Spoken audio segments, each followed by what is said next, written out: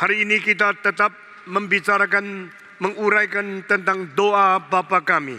Mari kita bersama-sama membaca satu kali lagi doa Bapa kami. Bapa kami yang di surga, dikuduskanlah namamu, datanglah kerajaanmu, jadilah kehendakmu di bumi seperti di surga. Berikanlah pada kami hari ini makanan kami yang secukupnya, dan ampunilah kami dari kesalahan kami, seperti kami juga mengampuni orang yang bersalah kepada kami. Dan janganlah membawa kami ke dalam pencobaan, tetapi lepaskanlah kami daripada yang jahat. Karena Engkaulah yang mempunyai kerajaan dan kuasa dan kemuliaan sampai selama-lamanya. Amin. Mari kita berdoa sekali lagi. Tuhan berkatilah jam selanjutnya. Sebagaimana kami yang sudah membaca firman-Mu, Tuhan buka hati kami dan masukkan kami ke dalam kelimpahan anugerah firman-Mu yang tidak terhingga, sebagai kebenaran satu-satunya yang kami pegang sebagai fondasi dan standar kriteria iman kami dan kelakuan kami masing-masing. Dengar doa kami Tuhan, dalam nama Yesus Kristus, penebus dan juru selamat kami yang hidup. Kami sudah berdoa. Amin. Saudara-saudara, sudah berminggu-minggu kita menjelaskan tentang doa Bapa kami. Doa yang begitu indah. Doa yang mengungkapkan bagaimana seharusnya kita minta kepada Tuhan tentang segala kebutuhan kami, yang hanya mungkin diisi dan diberikan oleh Allah saja. Doa ini begitu berbeda dengan semua doa yang lain, yang semua berdasarkan kesadaran manusia tentang kebutuhan diri, berdasarkan pikiran subjektivitas manusia sudah jatuh di dalam dosa. Sehingga manusia minta karena manusia rasa perlu. Manusia minta karena manusia pentingkan diri sendiri. Sehingga doa bersifat ciri khas yang sama, yaitu antroposentrik, yaitu mementingkan kebutuhan diri sendiri dan mau memakai kekuasaan dan kemahakuasaan Allah Bapa untuk menjadi diperalat oleh manusia. Di dalam doa Bapa kami, doa yang diajarkan oleh anak putra Allah yang tunggal, adalah pribadi kedua dari Allah Tritunggal. Doa yang berpusat kepada Allah, tetapi tidak melupakan kebutuhan manusia. Di mana kita berdoa, kiranya namamu dikuduskan, kiranya kerajaanmu datang ke dunia, kiranya kehendakmu jadi di bumi seperti di surga. Ini 3 kalimat permintaan yang berdasarkan Allah Tritunggal sebagai pusat. Sesudah itu baru kita minta Tuhan memelihara dan memberikan kepada kami apa yang kami butuhkan di dalam dunia ini. Di dalam doa Bapa kami dikatakan 4 hal yang menjadi kesulitan, menjadi sesuatu pergumulan dan sesuatu permintaan manusia di hadapan Tuhan Allah. Kita bergumul dan kita memerlukan kesulitan di dalam jasmani kita. Between I and the material world. Between I myself, created of that image and the likeness of God, in compared with the universe created only material. No image and no likeness of God in other lives, in other things created. Saya adalah manusia yang diciptakan menurut peta teladan Allah. Kesulitan saya sebagai manusia hidup di dunia ada 4. Pertama, hubungan saya dengan materi. Kedua, hubungan saya dengan manusia. Ketiga, hubungan saya dengan setan. Keempat, hubungan saya dengan segala kejahatan yang akan membawa saya masuk ke dalam kecelakaan yang kekal dan binasa. Di dalam keempat hubungan ini, Tuhan beri kepada kami apa yang saya perlu. Saya berdoa karena saya dicipta dalam keadaan begini. Saya dicipta sebagai manusia yang berrohani sekaligus bermateri. Saya mempunyai jiwa yang kekal sekaligus saya mempunyai tubuh yang sementara. Di dalam kesementaraan ini saya perlu makan, saya perlu seks, saya perlu kebutuhan materi, saya perlu segala sesuatu yang Kau cipta bagi aku, dan berilah kepadaku apa yang aku perlukan hari ini secara secukupnya, bukan setamaknya, bukan setidak puas-puasnya. Kedua, ampunilah aku seperti aku sudah mengampuni orang bersalah kepadaku. Di sini permintaan mengenai pemberesan di dalam human relationship, interpersonal relationship, in community, in society, in our country, in this world. Saudara-saudara, manusia tidak mungkin tidak berhubung dengan orang lain. Karena manusia dicipta sebagai makhluk sosial, sehingga kita ada hubungan, ada interaksi dengan manusia yang lain. Namun demikian, interaksi antara manusia sama manusia sangat terbatas dengan kemampuan pikiran kita, pengalaman dan bijaksana kita, dan pengertian kebenaran kita, dan pengetahuan tentang orang yang lain. Itu sebab sering terjadi perselisihan, sering terjadi kesalahan di dalam komunikasi, sering terjadi ketidakpengertian dengan benar atau salah mengerti antara maksud dari orang lain. Itu sebab bersalah satu dengan orang lain tidak bisa dihindarkan.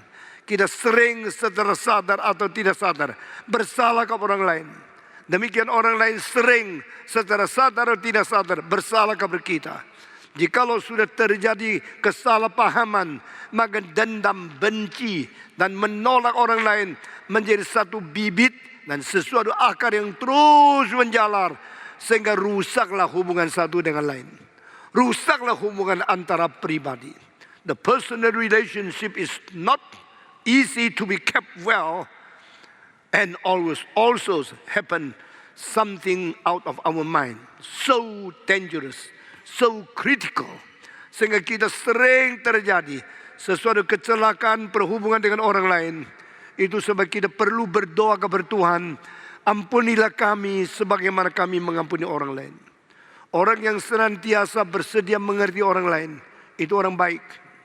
Orang yang senantiasa bersedia mengampuni orang lain, itu orang yang penuh damai.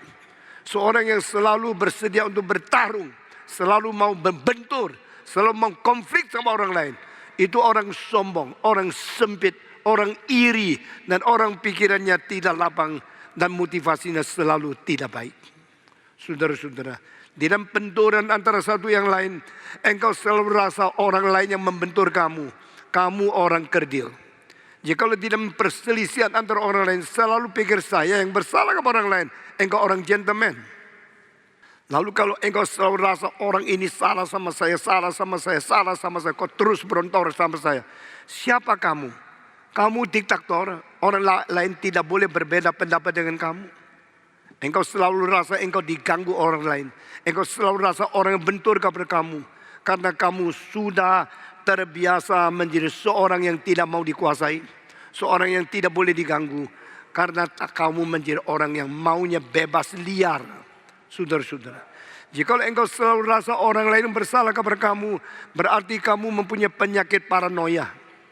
Engkau selalu merasa orang lain merugikan kamu, orang lain yang bersalah kepada kamu. Orang semacam demikian tak mungkin ada lapang dada untuk mau mengampuni orang lain. Tapi kalau seorang selalu rasa mungkin saya yang salah, mungkin saya yang bersalah kepada orang lain, maka dia minta Tuhan mengampuni dia. Dan sebelum itu dia harus belajar bagaimana mengampuni orang lain terlebih dahulu. Kalimat-kalimat di Alkitab bukan untuk diketahui secara kognitif saja. Kalimat-kalimat bukan untuk dihafal lalu berlomba-lomba saya lebih mengerti Alkitab sehingga sombong saja. Orang-orang Farisi baca Alkitab, pembacaan Alkitab tidak merubah hidup mereka. Pengertian Alkitab bikin mereka lebih sombong, lebih terisolir, dan lebih menghina orang lain. Makin mengerti Alkitab, makin menjadi orang yang sempit. Makin belajar kitab suci, makin menjadi orang yang dendam. Makin mempelajari orang kitab suci, makin menjadi orang yang sombong. Bahkan menghina Kristus yang datang ke dunia. Kristus dibunuh oleh orang-orang yang mengerti kitab suci. Kristus dibunuh oleh orang-orang yang menghafal, mempelajari kitab suci perjanjian lama. Tapi bukan pengertian yang sejati, yang komprehensif. Daripada penaklukan jiwa kepada kebenaran. Tetapi memperalat pengertian Alkitab untuk menjadi sombong dan untuk menjadi sesuatu penghakim untuk orang lain. Orang-orang Farisi, orang-orang ahli Taurat, setelah mereka mempelajari kitab suci, mereka menjadi penghina, penghujat Yesus Kristus. Apa gunanya mereka mengerti kitab suci? Apa gunanya mereka mempunyai doktrin yang pintar, mempunyai pengetahuan yang tinggi, mempunyai pengajaran-pengajaran yang boleh diuji sampai boleh mendapatkan S1, S2, S3. Tapi akibatnya adalah menghina dan menyalibkan Yesus di atas kayu salib. Saudara-saudara, orang semacam demikian adalah orang yang tidak tahu diri, tetapi mereka selalu menganggap dirinya lebih hebat dari lain. Saudara-saudara, kita akan teruskan dengan pikiran, ampunilah segala kesalahan kami, seperti kami sudah mengampuni orang yang bersalah kepada kami, sebagai satu pelaksana Injil yang minta kembali, Tuhan ampuni saya. Orang yang berdoa begini adalah orang anak Tuhan, karena disebut Bapa di surga. Kalau sudah berani menyebut Bapa di surga, berarti engkau sudah anaknya. Kalau engkau sudah anaknya, sudah jalankan kehendak Tuhan, tidak. Yang namanya anak Tuhan tetapi hidup seperti anak setan, itu orang tidak berlayak berdoa minta pengampunan dari Tuhan lagi. Tapi engkau sudah menjadi anak Tuhan, sudah mengetahui engkau diampuni, lalu engkau melaksanakan pengampunan kepada orang lain sebagai sesuatu tindak tanduk menyatakan ketaatan yang membuktikan imanmu bukan mati. Iman tanpa pengetahuan, iman tanpa kelakuan, iman tanpa perbuatan itu iman yang mati. Engkau sudah beriman lalu engkau melaksanakan itu, engkau menjalankan itu, sudah menjalankan itu, buktikan engkau anak Tuhan yang sejati. Baru engkau berhak berdoa kepada Tuhan, ampunilah kesalahan kami seperti kami sudah mengampuni kesalahan orang lain kepada kami. Ini bukan berarti minta Tuhan mengikuti teladanmu, bukan minta Tuhan untuk menteladani engkau karena engkau sudah jalankan Tuhan, engkau harus seperti saya. Tapi ini membuktikan engkau sudah terlebih dahulu menerima pengampunan Tuhan yang engkau laksanakan di dalam pengampunan kepada orang lain. Baru engkau kembali. Minggu lalu saya berkata, minta pengampunan Tuhan di dalam pertobatan seumur hidup sampai orang menjadi orang Kristen, itu hanya satu kali. Tapi minta pengampunan Tuhan untuk hidup terus menjaga diri dalam kesucian itu saben hari. You need only once to ask God to forgive your sins when you truly repent and convert to Jesus Christ.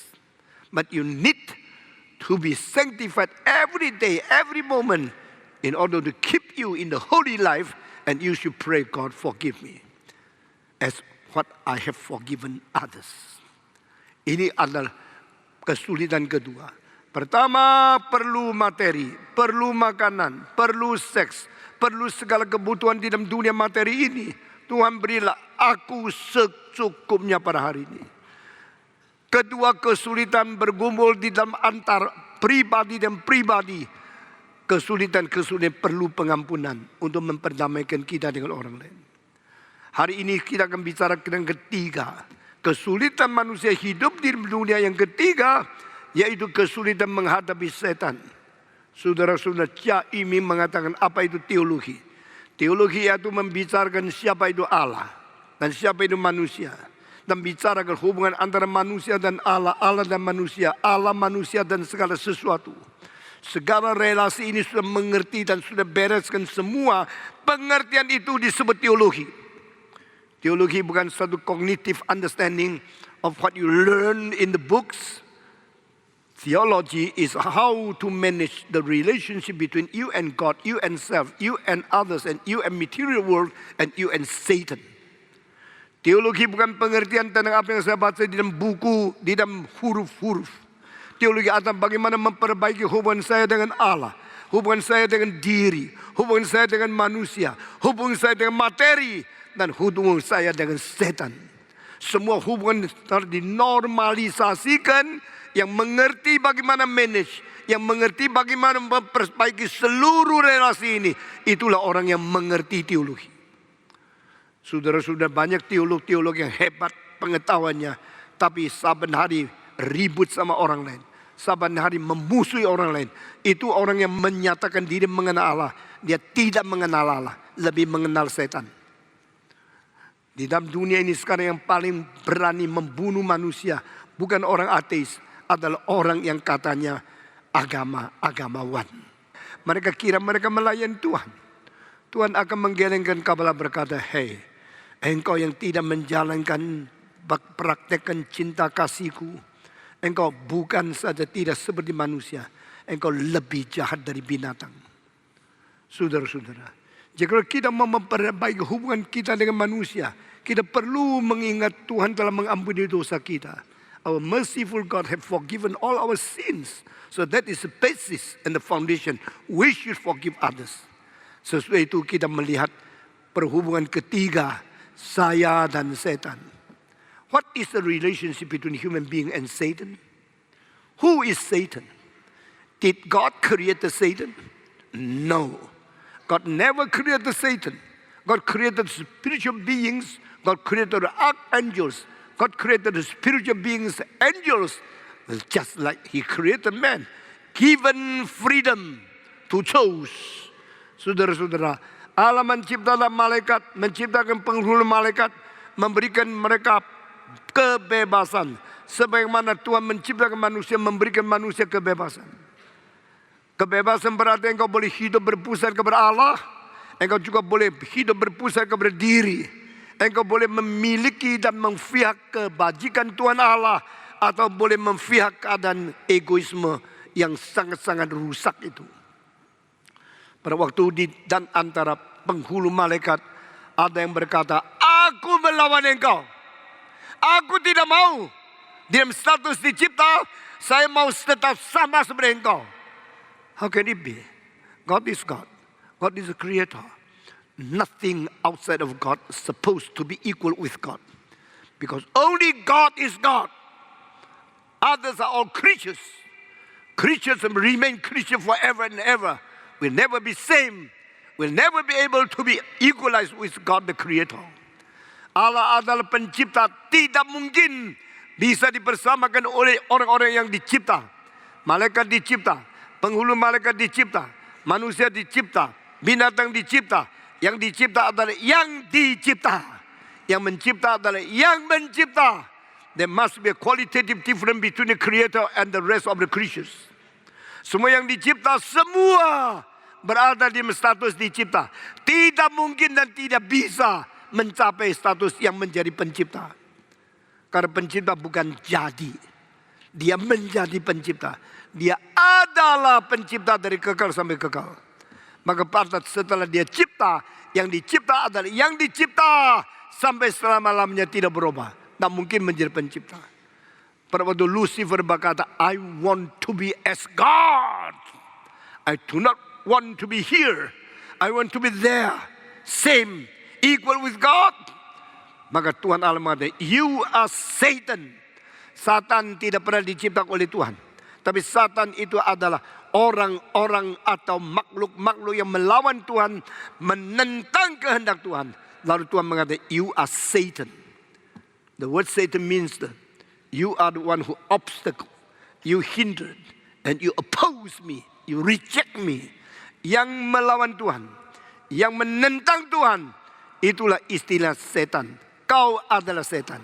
Kau adalah menentang saya. Lalu Tuhan mengusir dia, keluarkan, campak dia turun dari surga di tengah-tengah angkasa. Tetapi saudara-saudara, yang berontak tidak mau menjadi penyendiri. Yang berontak selalu berusaha untuk mengatur, menghasut, dan mempengaruhi yang lain, supaya banyak orang ikut dia menjadi pemberontak. Gejala ini engkau lihat di mana saja terjadi. Jika ada satu orang menjadi pemberontak, tak mungkin dia akan menyendiri. Cukup untuk hanya atur diri sendiri. Dia mengatur orang lain, pengaruhi orang lain, hasut orang lain. Lalu menarik banyak orang untuk sama-sama seperti dia berontak kepada Tuhan.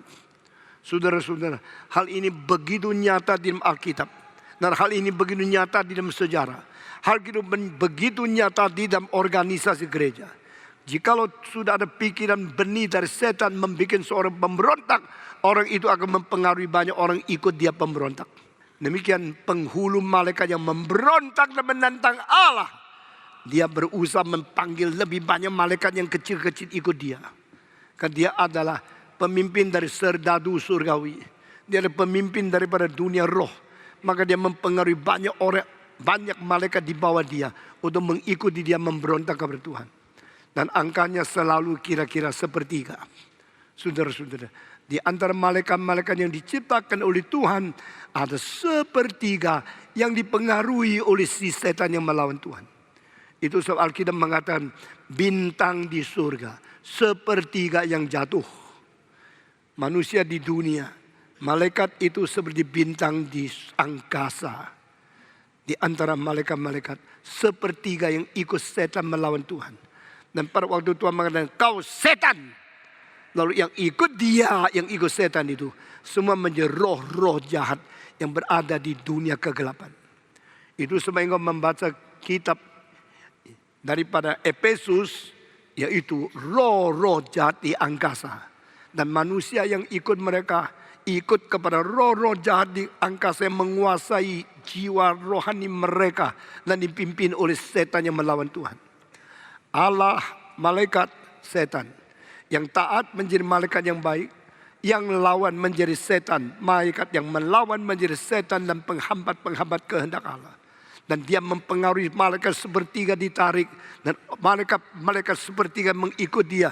Menjadi roh-roh yang najis, roh-roh yang jahat. Yang berada di angkasa, berada di awan-awan.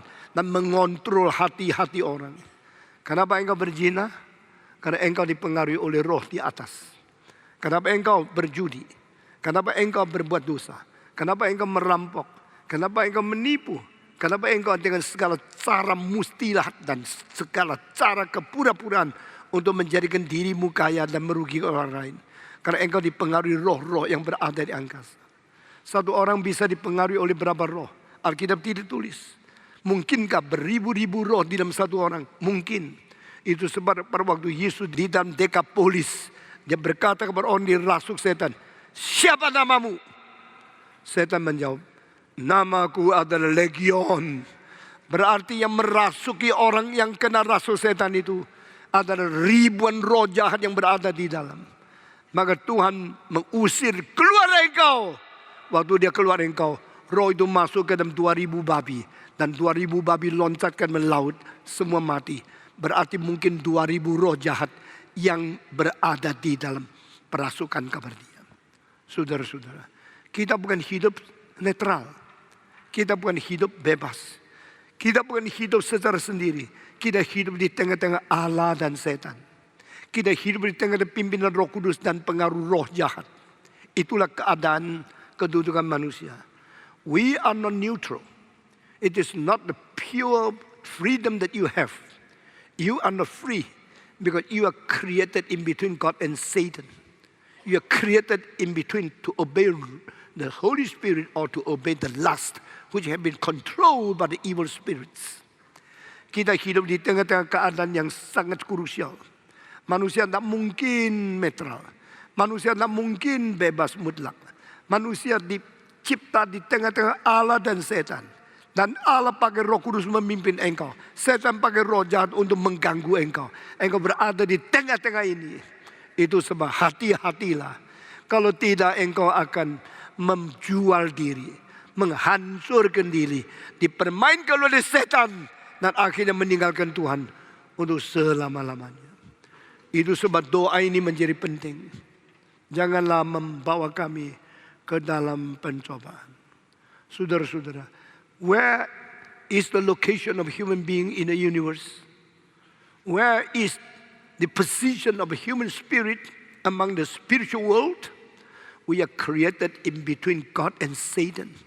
And we are created after the rebellion of the archangel to the Lord. And after that, the existence of God and Satan is contra.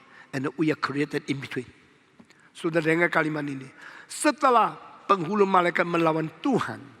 Dan semua yang malaikat-malaikat yang kecil mengikuti dia bersama-sama dia menjadi musuh Tuhan.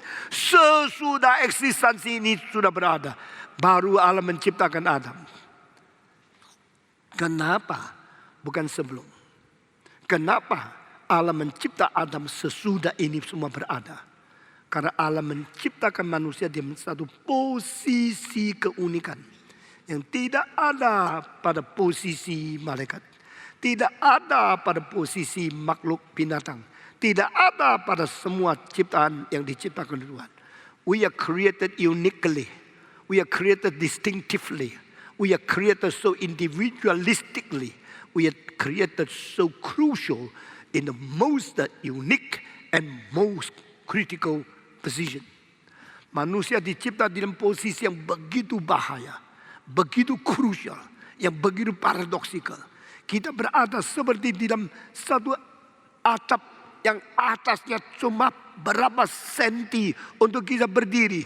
Dan kita kalau tidak hati, kita mungkin jatuh ke sini atau jatuh ke sana. Kita berjalan di dalam satu very paradoxical path. And this path is just about the roof top. And that is very dangerous position of human being. Untuk Allah menciptakan manusia di dalam keadaan begitu krusial. Sekarang banyak pemuda tidak tahu.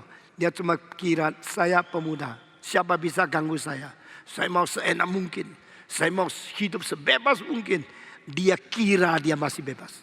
Dia kira dia masih netral. Itu penipuan iblis yang membutakan matamu. Sehingga engkau tidak sadar. Sudah jerumus ke dalam jurang. Dan sekali turun sulit bangkit lagi. Saudara-saudara sekalian. Inilah keadaan manusia. Itu sebab Yesus mengatakan, jangan memimpin kami masuk ke dalam pencobaan. Saudara-saudara, hari ini kalau saya bisa selesai khotbah ayat ini, saya bersyukur. Kalau tidak bisa, saya perlu minggu depan lagi. Karena ini satu hal yang terlalu besar. Engkau waktu membaca doa Bapa kami, gampang sekali. Cuma berapa kalimat. Mau hafal juga gampang sekali. Bapa kami di surga, dipermuliakan namamu, datanglah kerajaan. Semua bisa menghafal. Tapi kami tahu tidak di dalamnya mengandung kebenaran dan rahasia mengerti akan caranya hidup dan filsafat daripada makna hidup. Berapa dalam adanya. Jangan bawa kami masuk dalam pencobaan. Berarti pencobaan itu sudah ada. Berarti engkau tidak bisa menghindarkan kemungkinan dicobai. Tapi adalah satu hasrat pikiran di dalam hati manusia yang berdoa kepada Tuhan. Jangan membawa aku masuk ke dalam pencobaan. Pencobaan itu ada seperti jurang ada. Jangan membiarkan aku jatuh di dalam jurang Tuhan. Meskipun jurang itu ada, saya tidak mau masuk. Pencobaan itu ada, saya tidak mau dibawa ke dalam. Maksudnya apa? Manusia harus hati-hati, jangan jatuh. Manusia jangan sembarangan hidup, tidak bersandar kepada Tuhan, akhirnya engkau terjerumus ke dalam jurang yang menakutkan. Saudara-saudara, jikalau tidak hati-hati, siapapun bisa hancur. Jikalau tidak bersandarkan Tuhan, yang paling pintar pun bisa rusak.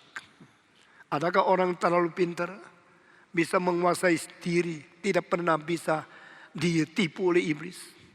Adakah orang mempunyai pengalaman terlalu hebat sehingga setan tidak pernah diganggu dia? No such man, no such one person before God, because God created you in the critical and crucial position between God and Satan. Jadi manusia itu susah. Shakespeare di dalam karyanya Hamlet mengatakan sang kalimat, to be or not to be. Maksudnya saya mesti hidup atau tidak. Saya kalau hidup, bagaimana mempegang kekuatan, bagaimana mampu untuk menghadapi kesulitan tantang untuk hidup saya ini. Kalau saya tidak hidup, apakah selesai? Banyak orang kira kalau ada kesulitan, cara terbaik lari daripada kesulitan. Banyak pemuda-pemudi kalau sudah patah hati, pikirannya paling baik bunuh diri. Bunuh diri berarti aku memilih not to be. Kalau terus hidup berarti aku harus terpaksa to be. To be or not to be. Ini salah satu pilihan yang sulit kita ambil keputusan. Saudara-saudara, tapi kita sudah hidup. Kita berada di dunia. Yang membuat kita di dunia bukan diri kita. Yang mengakibatkan kita dilahir bukan papa mama kita. Papa mama waktu nikah pun, mereka juga tidak tahu bisa melahirkan anak atau tidak. Banyak orang mempunyai idaman yang besar, saya ingin mempunyai 8 anak. Lalu sudah menikah, bahkan nikah berapa istri, sampai mati darah 1 anak. Ada orang yang cuma main-main tak mau anak. Begitu setubuh 3 menit mulai hamil, baru ketakutan dia. Saudara-saudara, engkau hadir di dunia bukan kemauanmu kan? Engkau menjadi laki, menjadi perempuan bukan pilihanmu kan? Engkau bisa hidup atau bisa mati pada waktu bayi. Engkau bisa survive. Bukan karena kekuatanmu kan? Why I'm here? To be. Why I'm a man? Who chose this for me? Who make decisions that I should live on this earth? Kita tidak tahu. Tapi Alkitab berkata kepada kita, kalau berani sudah hidup di dunia, bersandarkan pada Tuhan, engkau akan mengalahkan segala pencobaan. Engkau akan berani melewati segala kesulitan. Itu sebab bagi orang Kristen, kita mengetahui dunia ini mengecewakan. Dunia ini menakutkan. Dunia ini menggoda. Dunia ini menjadikan kita jerumus di dalam segala kesulitan. Tapi bagi orang Kristen berkata, because I believe in God, I still have the courage to face all the difficulties. Because God is there. By trusting Him, I can overcome all the difficulties and all the troubles in my life.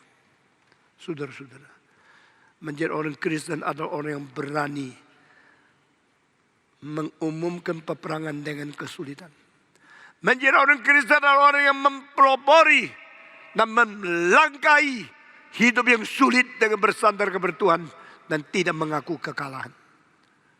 To be a Christian is to challenge the world. Not only to be courageous to face the challenge of the world, but we are challenging the world. Saya tidak percaya kita menerima tantangan. Saya percaya orang Kristen harus menjadi penantang-penantang dunia. Bagaimana sulitnya dunia, bagaimana rusaknya dunia. Aku hidup bersandar kepada Tuhan, dan aku hidup berperang dengan kesulitan. Aku hidup memproklamasikan kemenangan pasti ada padaku. Karena Tuhan menyertai aku.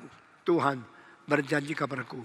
Tuhan menolong aku. Siapa bisa apain saya? Saudara-saudara, if God is for us, who can be against us? Ini Alkitab. If I believe in God, I trust in Him, I put my life in His hand, who can hurt me? Who can give harm to me? Siapa bisa merugikan, mencelakakan saya? Saudara, itulah sebab engkau harus senantiasa bersandar kepada Tuhan. Senantiasa beriman dan berharap kepada Tuhan. Sehingga engkau tidak lepas. Jangan sombong. Di hadapan kita ada Tuhan. Di hadapan kita juga ada setan. Kita dicipta di tengah-tengah Allah dan setan. Setelah setan berada baru manusia dicipta. Memang Tuhan caranya begini. Memang Tuhan waktunya diaturnya begini. Bukan engkau dicipta sebelum setan berada. Engkau dicipta setelah setan ada. After Satan exists, after rebellion of the Satan, then you are created. Kita dicipta di tengah-tengah satu status, satu posisi yang begitu sulit. Begitu menakutkan. Tapi justru di sinilah tempat yang disebut the place for witnessing God. Our crucial position is given by God in order to make us the witness of God. Kita hanya dua pilihan. Hidup memihak Tuhan untuk melawan setan, atau hidup memihak setan untuk melawan Tuhan. Di manakah engkau? Beberapa puluh tahun yang lalu Tuhan panggil saya. Saya menjadi seorang yang berjalan mengikut Tuhan dan tidak peduli tradisi apa, warisan apa, herititas apa. Pokoknya saya ikut Tuhan dan saya memberikan hidup kepada Tuhan dan Tuhan memberikan peledak di hatiku. Saya telah meledakkan sejarah ini, meledakkan zaman ini dan menjadikan gerakan reform Injili satu fakta di dalam sejarah. Dan saya mengetahui setan tidak senang dengan saya. Dia akan pakai segala cara untuk menghancurkan saya. Kalau setan berani melawan Tuhan, kenapa tidak berani melawan Stephen Tong? Kalau setan akan menghancurkan pekerjaan Tuhan, kenapa dia tidak berani melawan dan menghancurkan pekerjaan saya? Tapi saya tidak takut karena saya tahu Tuhan berada dan berdamping menyertai saya. Amin. Saudara-saudara, biar kita berdoa di dalam peperangan dunia ini. Gereja yang tidak mengerti peperangan tidur akhirnya hancur. Gereja yang berperang terus, tidak tidur, akan menang. Di dalam dunia ini ada pendeta yang tidur, ada pendeta yang berperang, ada gereja yang tidur, ada gereja yang berperang, ada majelis yang tidur, ada majelis yang berperang, ada hamba Tuhan yang tidur, ada hamba Tuhan yang berperang. We are created in between God and Satan. We are created to be the witness of the truth. We are created to fight for God and against the evil one. We are created to be submissive to Holy Spirit and to fight against all the evil spirits. Saudara-saudara, itu sebab Yesus berkata, jangan membawa kami masuk ke dalam pencobaan. Masuk ke dalam pencobaan. Pencobaan itu harus ada. Pencobaan itu satu kebutuhan. Bolehkah tidak ada pencobaan? Oh Tuhan, kalau Engkau terlebih dahulu memusnahkan setan, bukankah dunia ini damai? Kalau Tuhan, kalau Engkau bikin pagar lebih rapat, tidak ada ular masuk ke Taman Eden, bukankah Adam sejahtera?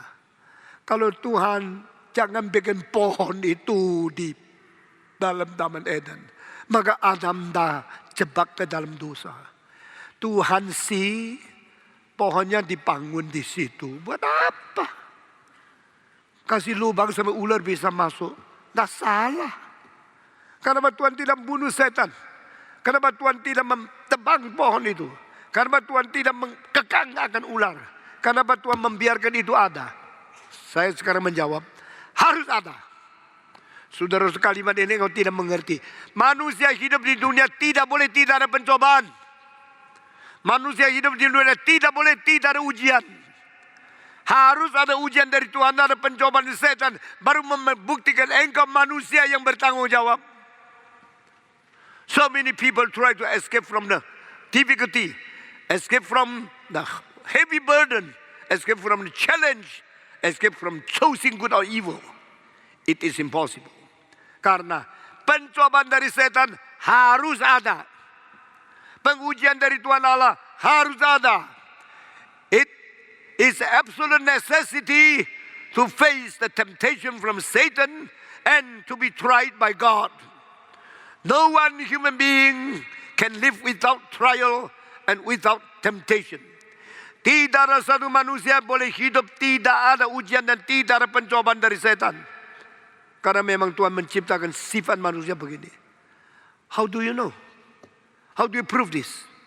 Because Adam was tempted and was tried by God.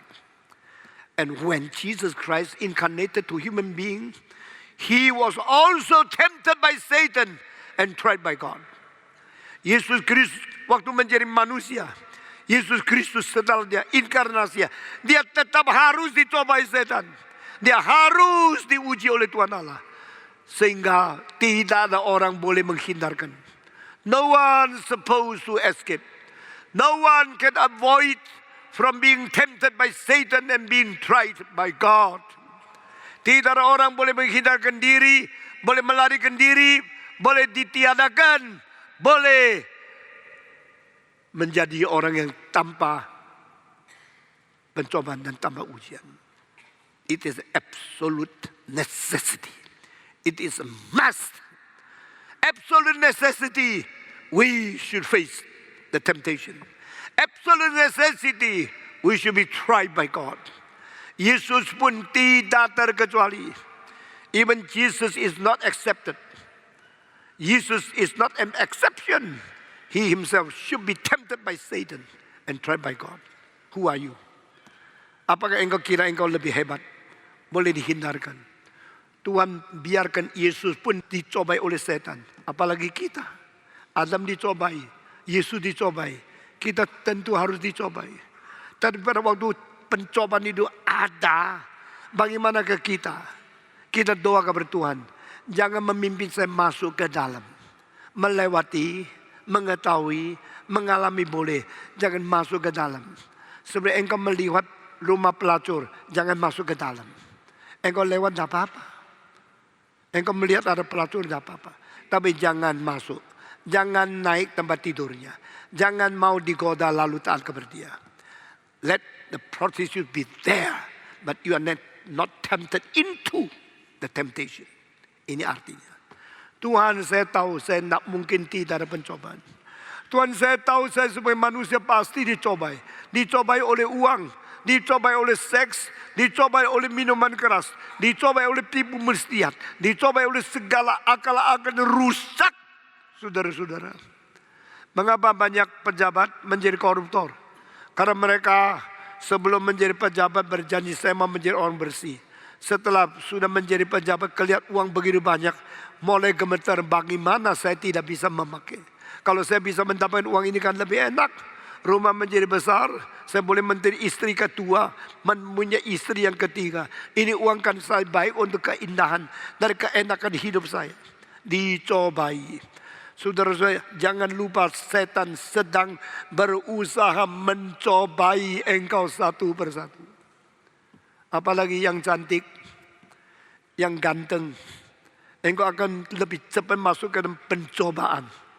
Karena yang mempunyai kecantikan, kecongkakan, kepintaran, dan mempunyai bakat yang tinggi, selalu diincar oleh iblis untuk menjatuhkan kamu. Jangan sombong. Orang yang mempunyai kekayaan, jangan sombong. Mempunyai kepintaran, jangan congkak. Mempunyai keolakan, jangan engkau menjadi sombong. Engkau harus mengetahui engkau mempunyai keelokan, kecantikan, kecakapan, kepintaran. Bukan karena engkau hebat. Hanya karena engkau terlalu lemah. Kalau tidak diberikan kecantikan, engkau lebih gampang bunuh diri. Itu engkau melihat cantik, jangan bunuh diri, sayang. Padahal engkau ada orang paling lemah, baru dikasih keuangan lebih banyak dari orang lain. Dikasih kesempatan lebih lancar dari orang lain. Dikasih kecakapan, kekuatan, kesehatan lebih dari orang lain. Supaya engkau yang lemah boleh tahan dan survive. Saudara-saudara. Tetapi orang diberikan penyakit, diberikan kesulitan, diberikan kejelekan, diberikan kemiskinan. Justru mungkin mereka itu imannya kuat sehingga engkau bisa tanggung semua ini. Tuhan membiarkan engkau mengalami semua ini. Saudara-saudara sekalian, pencobaan itu ada, tapi jangan masuk ke dalam. Pencobaan itu tidak bisa dihindarkan, tapi harus kita mengalahkan pencobaan. Seperti burung terbang di angkasa, engkau tidak bisa melawan dia. Hish, semua burung pergi, dia tidak dengar perintahmu. Sebab setelah Adam berdosa, keturunan Adam tidak mempunyai kuasa untuk menguasai akan binatang. Dia terus terbang. Engkau tidak bisa melarang dia berterbang di kepalamu. Tapi engkau bisa larang dia bikin sarang di atas kepalamu. Kalau burung itu sudah di sini, engkau boleh usir dia. Kalau dia bikin sarang, engkau hancurkan dia. Sayangnya waktu burung terbang-terbang, kita melihat, kita tidak bisa apa-apa. Pada waktu dia bikin sarang, engkau menyambut dia. Banyak pelacur, engkau tidak peduli dia. Pada waktu senyum sama engkau mulai tergoyang hatinya. Banyak uang yang berada di kantormu, tapi ada kesempatan engkau mencuri, setan bilang tidak apa-apa, tidak ada orang lihat. Engkau mulai keluarkan tanganmu. Lead us not into the temptation. Saudara-saudara, jangan memimpin kami masuk ke dalam pencobaan. Minggu depan akan saya uraikan bagaimana Yesus menang atas pencobaan. Sehingga dia mengajar kita berdoa, jangan memimpin kami masuk ke dalam pencobaan. Kekayaan, kelimpahan, kebenaran yang tersimpan di dalam doa Bapa kami hampir tidak terbatas. Ini mengkagumkan saya. Sudah 57 tahun saya berkhotbah. Pada waktu tahun ini saya memilih untuk khotbah Bapa kami. Saya makin disadari kami terlalu miskin, terlalu kurang. Firman Tuhan terlalu kaya, terlalu dalam. No one is supposed to boast because you have studied so many theology. Jangan kira kita sudah belajar teologi banyak, sudah baca buku banyak. Di hadapan Tuhan melihat kelimpahan, kekayaan, kedalaman firman. Baru kita sadar kita begitu dangkal. Kita begitu miskin. Kiranya Tuhan memberkati kita masing-masing. Berdoa kepada Tuhan. Jangan membawa kami masuk ke dalam pencobaan. Saudara-saudara, mari kita bangkit berdiri dan kita akan membaca sekali lagi doa Bapa kami. Semua membaca, Bapa kami yang di surga, dikuduskanlah namamu, datanglah kerajaan-mu, jadilah kehendak-mu di bumi seperti surga. Berikanlah kami pada hari ini makanan kami yang secukupnya, dan ampunilah kami akan kesalahan kami, seperti kami juga mengampuni orang yang bersalah kepada kami. Dan janganlah membawa kami ke dalam pencobaan, tetapi lepaskanlah kami daripada yang jahat. Karena Engkaulah yang punyai kerajaan dan kuasa dan kemuliaan sampai selama-lamanya. Saudara-saudara, mari kita berdoa. Lalu saya sambung lagi berita selanjutnya. Mari kita berdoa. Bapa di dalam surga, kami sudah selesaikan bagian pertama mengenai pencobaan. Dan kami berdoa kiranya Engkau memimpin kami dan bawa kami masuk ke dalam kelimpahan anugerah Tuhan yang tidak terhingga. Dengar doa kami Tuhan. Dalam nama Yesus Kristus, penebus dan juru selamat kami yang hidup. Kami sudah berdoa. Amin. Silakan duduk. Sekarang saya akan masuk ke dalam bagian yang kedua. Jikalau pencobaan itu harus ada, jikalau ujian itu harus ada, dan ini ada mutlak diperlukan oleh manusia, the absolute necessity of to have the temptation from Satan and the threat from God. Lalu saya mau tanya, kenapa? Saudara-saudara, karena manusia tanpa pencobaan tidak pernah mempunyai kemenangan yang sejati. Manusia tanpa ujian tak pernah mempunyai peneguhan iman yang sejati. Itu sebab Tuhan memperbolehkan pencobaan berada dan ujian itu berada. Sehingga kita menolak tidak bisa. Kita semua mengetahui bahwa ujian itu dari Tuhan Allah dan pencobaan dari setan. Saudara-saudara, pencobaan dari sumber yang berbeda dengan ujian. Pencobaan mempunyai tujuan yang berbeda dengan ujian. Pencobaan mempunyai hasil dan akhirnya dengan tujuan yang berbeda dari ujian. Sekarang saya membedakan tiga hal ini. Pencobaan dari iblis, ujian dari Allah. Semua, 1, 2, 3. Sumbernya lain. Kedua, pencobaan bersifat jahat, ujian bersifat baik. Semua. Kenapa pencobaan bersifat jahat? Karena yang mencoba itu adalah musuh Tuhan dan akan memusuhi semua orang yang taat kepada Tuhan. Sedangkan yang menguji adalah mencipta manusia dan akan menyempurnakan manusia yang dicipta. Saudara-saudara, yang mencobai adalah setan yang melawan Tuhan dan yang membenci orang-orang yang taat kepada Tuhan. When you claim I believe in God, when you say I submit to you God, when you say I obey your will and your commandment, you immediately become the target of Satan to attack you. Saat engkau berkata, Tuhan saya mentaati engkau, saya mau mengabdi kepadamu, saya percaya kepadamu. Waktu engkau proklamasikan itu, saat itu juga setan mulai menjadikan engkau target untuk diserang, untuk dicobai, untuk dihancurkan. Saudara-saudara, pencobaan dari setan, tetapi ujian dari Tuhan Allah. Pencobaan bermotivasi yang rusak untuk menghancurkan, untuk menjatuhkan, untuk melaratkan, untuk menarik engkau turun dan berstatus bersandar kepada Tuhan. Ujian berbeda. Ujian adalah untuk memperkuatkan engkau, memurnikan engkau, membersihkan hatimu supaya engkau diteguhkan iman untuk bersandar kepada Tuhan. Dari pencobaan dari iblis, ujian dari Allah, sumbernya lain. Kedua, pencobaan merusak, ujian mengkuatkan. Ini adalah motivasinya lain. Allah tidak pernah mencobai manusia. Allah juga tidak mencobai manusia. Meskipun istilah yang dipakai di Yakobus itu sama, tapi saya akan bicarakan tentang relasi ujian yang dari Tuhan Allah, hubungan dengan pencobaan dari iblis. Apa itu? Saudara-saudara sekalian, kita membedakan secara seluruh prinsip total. Allah tidak mencobai, tapi Allah menguji kita. Setan mencobai. Saudara-saudara sekalian, pekerjaan setan itu 3 yang paling besar. Pekerjaan Allah 3 yang paling besar. Allah mencipta, Allah menebus, Allah mengwahyukan kebenaran. Semua. Allah mencipta, Allah menebus, Allah mengwahyukan kebenaran. The true God is the one who create everything. The true God is the God who redeem human being.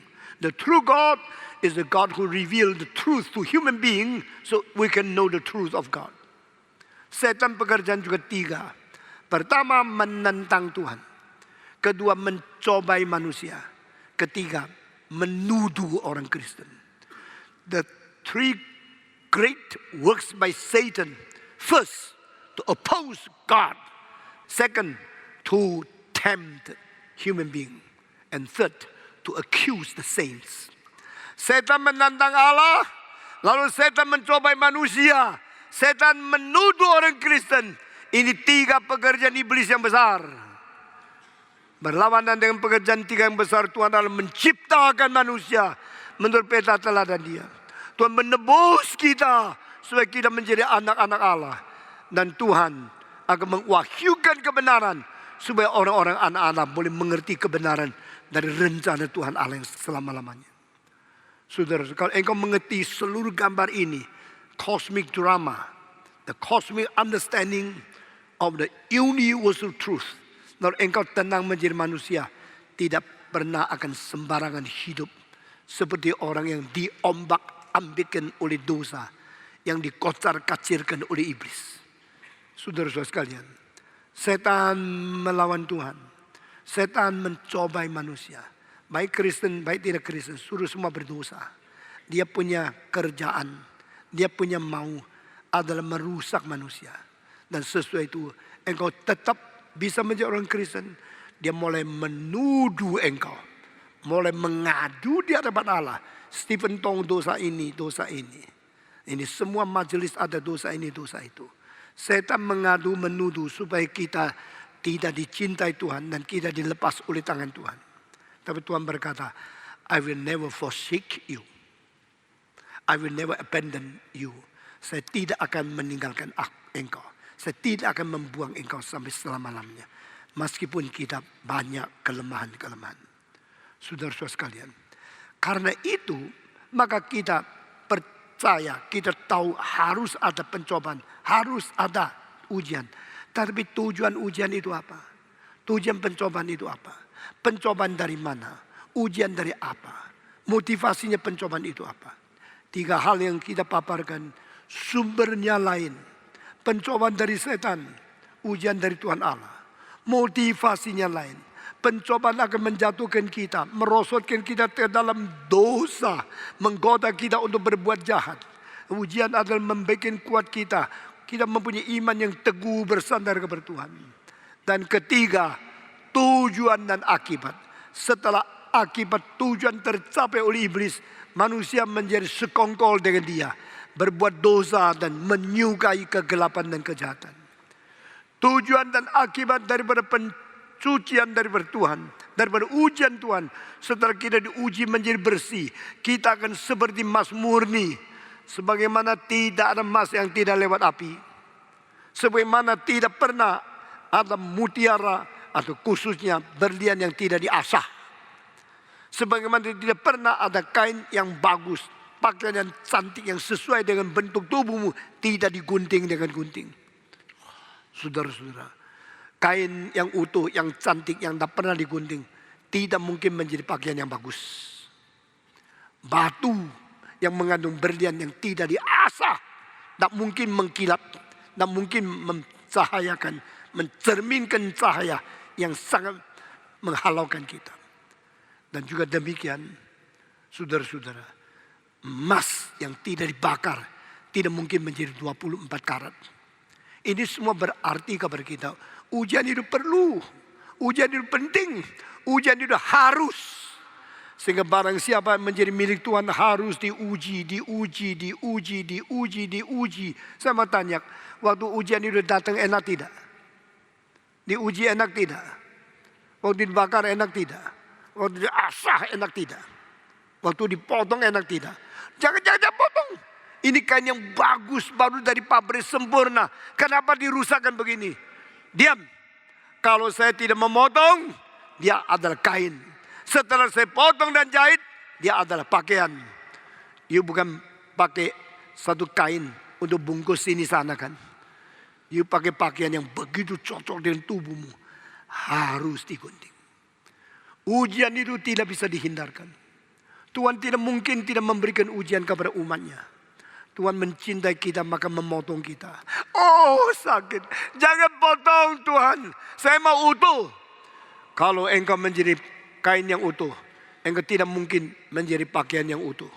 Saya mau menjadikan engkau utuh pakaian, menjadi utuh dari kain, menjadi utuh pakaian. Dengar saya, biar saya potong. Oh Tuhan saya sakit, tahan. Kalau saya tidak potong, engkau tidak bisa digunakan. Kalau saya sudah potong, engkau akan menjadi pakaian dari raja, pakaian dari ratu. Pakaian yang menyatakan kedudukan yang tinggi, yang anggun, yang berkualitas dan berotoritas yang sangat tinggi di atas semua umat manusia. Harus dipotong, harus diasah, harus dibakar. Baru terjadi tujuan terakhir tercapai. Saudara-saudara, kita dilahirkan dan tidak ada satu orang dilahirkan menjadi satu perkakas yang berguna. Kita dilahirkan sebagai raw material.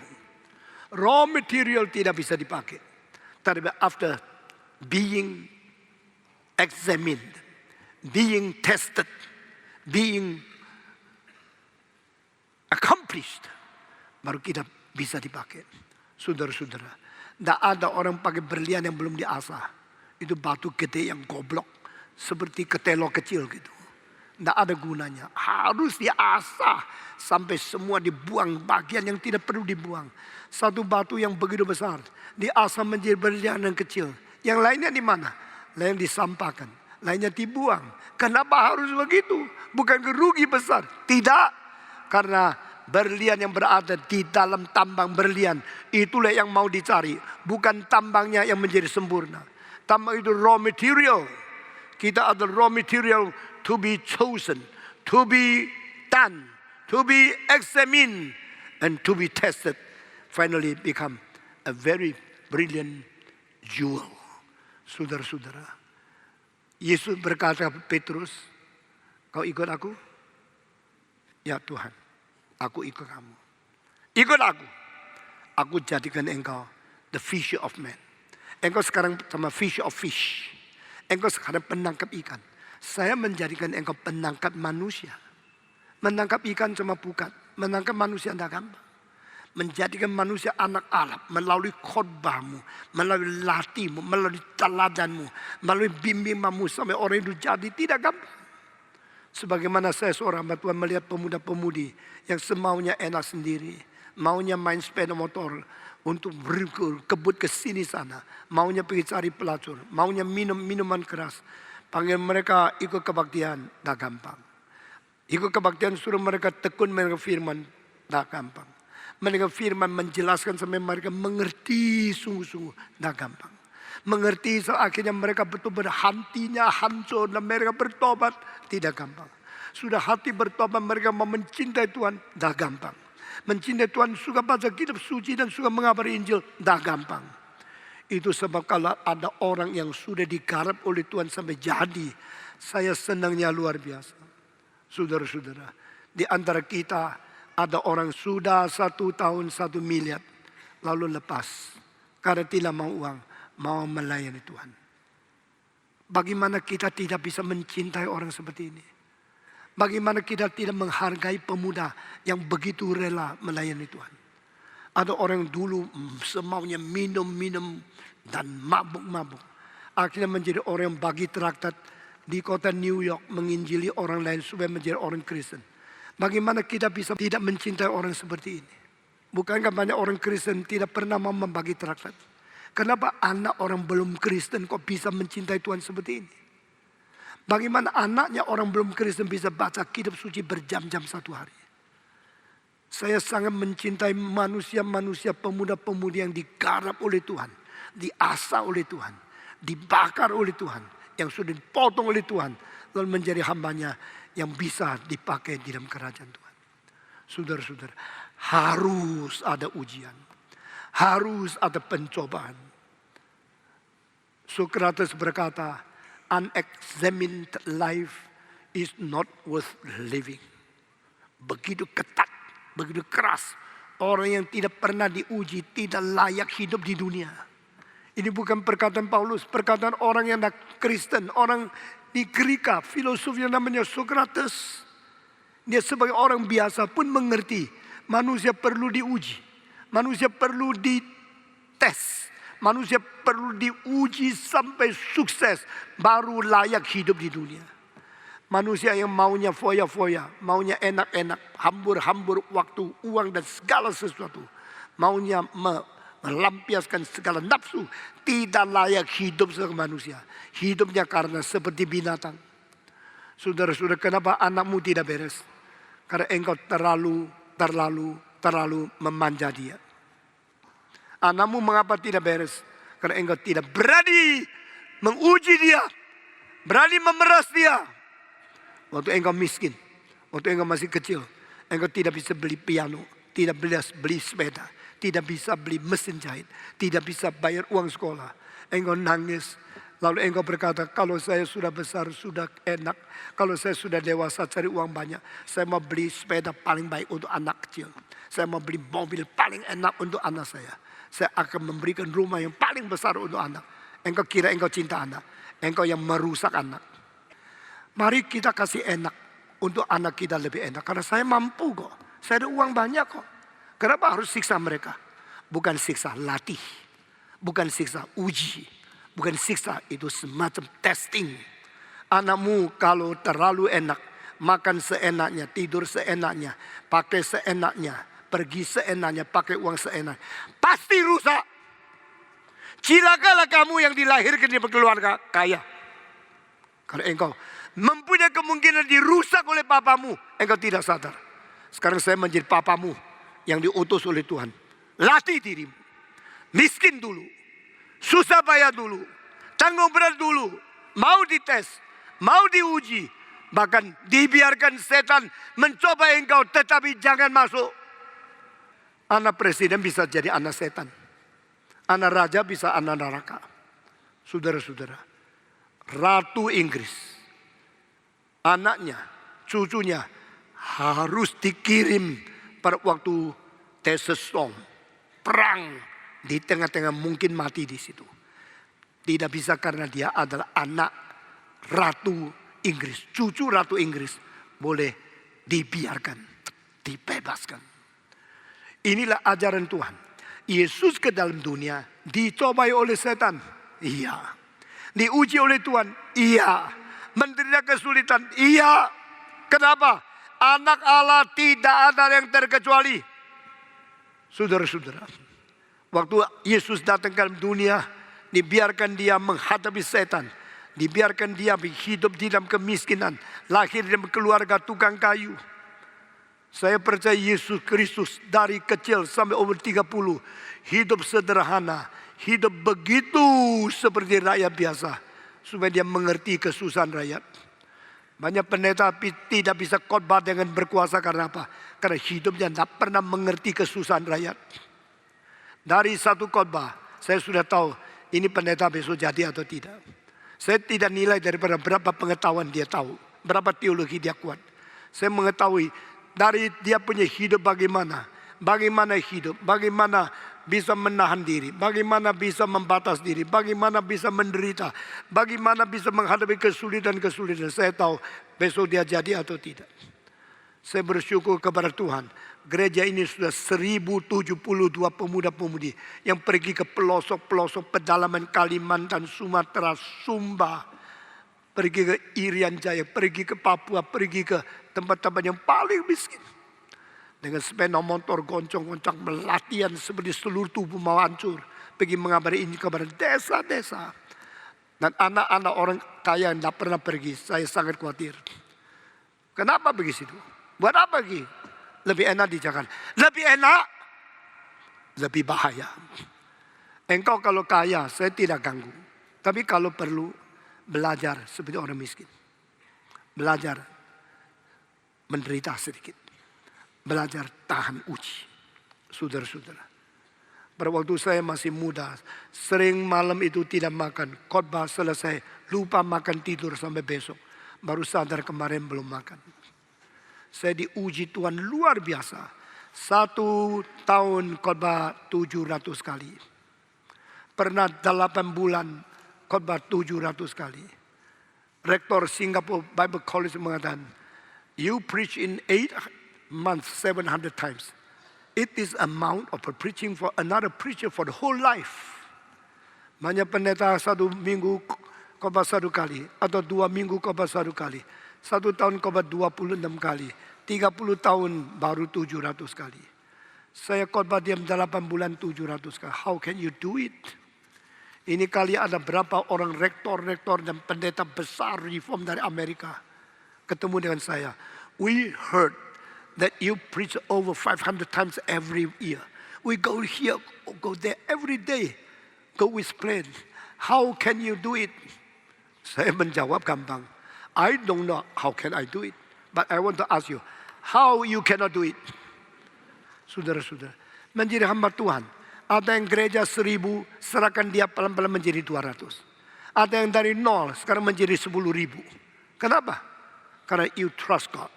You mau mengalami kesulitan. You mau pikul salib.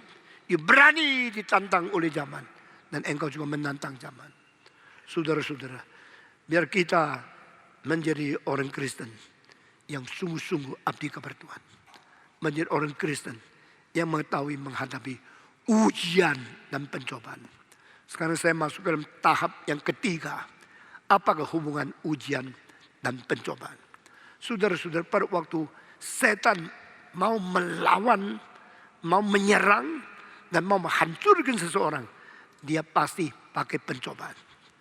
Lalu pencobaan itu kalau terlalu berat, tidak diizinkan oleh Tuhan. Sehingga batasnya sampai di mana, Tuhan yang menentukan. Bukan setan yang menentukan. Dari mana engkau melihat? Dari kalimat Paulus, tidak ada pencobaan melampaui batas. Karena Tuhan mengetahui sampai di mana kita bisa menerima pencobaan. Itu sebab jangan takut. Orang Kristen bagaimana susah, bagaimana diserang oleh setan. Tidak mungkin melewati batas yang ditentukan oleh Tuhan. Sama seperti air pasang laut, bagaimana besar ombaknya. Tuhan mengatakan stop here. Tidak mungkin dia lewat. Kecuali saat tsunami Tuhan mengizinkan. Kalau tidak, laut bagaimana berombak, semua ditetapkan batasnya. Saudara-saudara, jikalau Tuhan menetapkan batasnya, lalu engkau dicobai oleh iblis, engkau diberi sengsara, diberi segala godaan, tidak usah takut, karena ada batas. Pada waktu setan datang kepada Tuhan Allah, Ayub, orang milikmu, dia saban hari berbakti kepadamu, berdoa kepadamu. Saya tahu dia berbakti kepadamu karena dia mempunyai kekayaan yang kau berikan. Mempunyai anak, mempunyai segala lingkungan yang memuaskan dia. Coba kalau dia tidak diberi kekayaan, tidak diberkati seperti itu, pasti dia meninggalkan engkau. Kau berani mengatakan anakku Ayub melawan aku. Saya serahkan dia kepada engkau. Engkau ganggu dia. Engkau cobai dia. Tapi engkau tidak boleh mematikan dia. Itu batasnya. Oh, kalau begini, selain kematian tidak boleh. Lain boleh kan? Saya hantam dia, hajar dia. Akhirnya Ayub seluruh badan semua bisul. Saudara-saudara, kalau di sini ada satu bisul, saya bisa pasang plester. Lalu tengahnya bisul, plester kena kulitnya. Kalau seluruh badan bisul, plester mau taruh di mana? Coba bayang. Sini bisul, taruh. Lalu pesternya kena bisul lagi, nggak bisa. Lalu taruh di mana? Seluruh badan bisul, seluruh badan bisul. Tuhan bilang, silakan. Ini anakku. Engkau mencobai dia, matikan dia, silakan. Dia akan beriman kepadaku. Setelah diberikan bisul seluruh badan, semua kawan daripada Ayub datang menghina Ayub. Nah, Ayub sendiri mengatakan, saya sebenarnya tidak berdosa apa-apa. Kenapa saya harus dihukum begini? Di mana Tuhan? Dia mulai mempunyai satu penyelewengan kalimat, mulai meragukan Tuhan. Tuhan diam aja. Saya mau tanya, waktu Ayub diberikan kesusahan seperti ini, itu pencobaan atau ujian? Itu adalah inisiatif setan untuk menuduh umat Tuhan. Inisiatif setan untuk menghancurkan iman anak Tuhan. Ini adalah dari pencobaan iblis. Lalu pencobaan iblis, Tuhan tahu tidak? Tahu. Tuhan izinkan? Izinkan. Apakah ini berarti Tuhan kerjasama sama setan untuk merugikan orang Kristen? Tidak. Tuhan memperalat setan untuk membuktikan setan akan kalah. Saudara ingat kalimat di bawah ini. Jika engkau dalam kesulitan yang besar diizinkan oleh Tuhan, setan mengganggu engkau. Engkau jangan terlalu gesa-gesa melawan Tuhan. Jangan memaki-maki Tuhan. Kenapa begini? Di mana engkau? Tuhan bilang keep quiet. Be wise. Keep silent. I'm the one bring you go through all these tribulations, all suffering, all bitterness. And finally, the glorious day will come to you. Tuhan berkata, akulah yang akan memimpin engkau melewati kesulitan, kepahitan. Segala sengsara penderitaan yang begitu keras dan kuat. Tetapi pada akhirnya hari mulia akan kuberikan kepada engkau. Orang Kristen yang terlalu cepat bicara melawan Tuhan. Bodohnya seperti Nyoyub. Nyoyub itu nyonyanya Ayub, zamannya Nyoyub. Pada waktu nyonya Ayub mengatakan, buat apa engkau berbakti kepada Tuhan? Apa gunanya engkau menjadi majelis? Rumah berantakan. Tuhan tidak menjaga kita. Anak mati semua. Buanglah Tuhanmu. Ayub menjawab, hei, mengapa engkau menjadi perempuan yang bodoh? Mengatakan kalimat seperti ini mencela Tuhan. Tahu tidak, yang memberi adalah Tuhan. Yang mengambil kembali adalah Tuhan. Dia berhak. Waktu dia memberi bukan karena engkau baik, karena anugerah. Waktu engkau menerima anugerah, engkau senang. Waktu ambil anugerah kembali, engkau maki dia. Benarkah engkau pintar? Mengapa engkau menjadi perempuan yang bodoh? Mulutmu berbicara kebodohan seperti ini. Saudara-saudara, di dalam satu keluarga dua pendapat. Satu yang memuji Tuhan. Bahkan di dalam semua anaknya mati pada satu hari dia tetap memuji Tuhan. Dia tahu yang diberikan adalah saya tidak layak. Kalau diambil kembali itu kemauan Tuhan, saya taat. I am nobody. I'm created. I'm only a very small, very tiny man. How can I oppose God? Kalau Tuhan memberi boleh. Kalau ambil tidak boleh. Yang memberi Tuhan, yang ambil tidak boleh Tuhan. Kalau Tuhan boleh kasih, engkau tidak bersyukur. Engkau diambil bagiannya. Engkau maki-maki Tuhan. Do not speak like that. Be wise woman. Do not speak something so stupid to blame your God. He's the one to give. And He's the one who has the authority to take away. Saudara-saudara. Akhirnya Nyonya Ayub bukan saja tidak mau dengar kalimat bijaksana. Dia tetap mempertahankan. Salah Tuhan. Tuhan mempermalukan saya. Tuhan memaki-maki, melukai saya. Sampai anaknya saya mati. Dan dia akhirnya meninggal Ayub.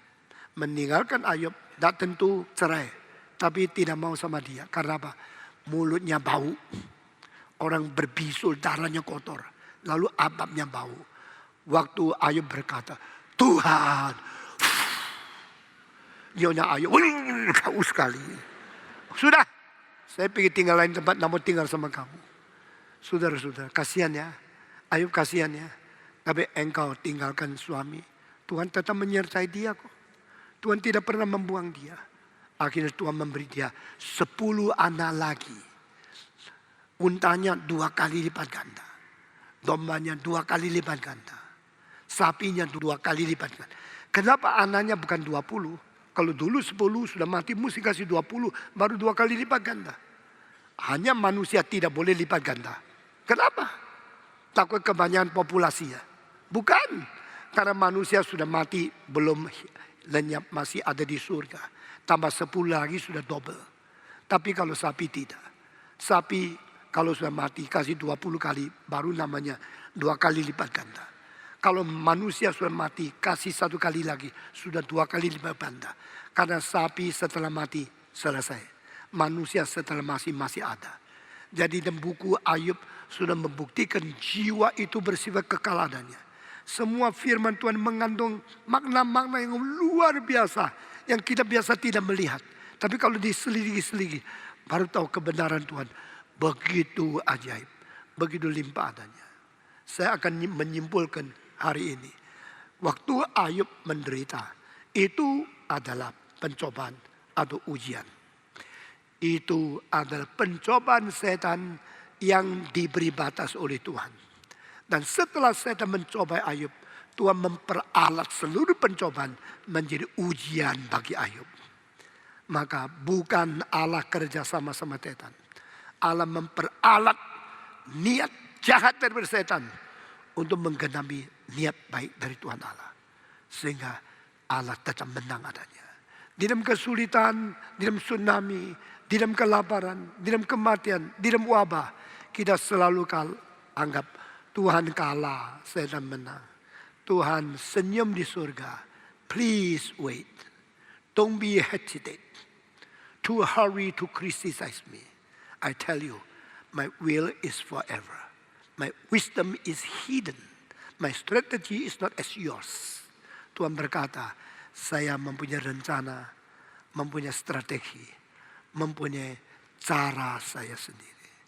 Biar kita di kesulitan, dicobai oleh setan, jangan memarah-marahi Tuhan. Amin. Biar kita di dalam pencobaan, dalam kesulitan, jangan tawar hati. Amin. Karena Tuhan berkata, aku tidak pernah meninggalkan engkau. Aku tidak pernah membuang engkau. Pada hari yang sudah sampai, engkau akan melihat kemuliaan. Mari kita berkata kepada Tuhan, jangan membawa kami masuk ke dalam pencobaan. Mari kita berdiri, kita sekali lagi mengucapkan doa Bapa kami. Bapa kami di surga, dikuduskanlah namamu, datanglah kerajaanmu, jadilah kehendak-Mu di bumi seperti di surga.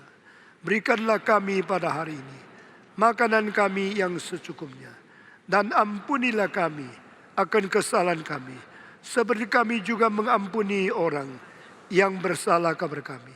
Dan janganlah membawa kami ke dalam pencobaan, tetapi lepaskanlah kami daripada yang jahat. Karena Engkaulah yang mempunyai kerajaan dan kuasa dan kemuliaan sampai selama-lamanya. Amin.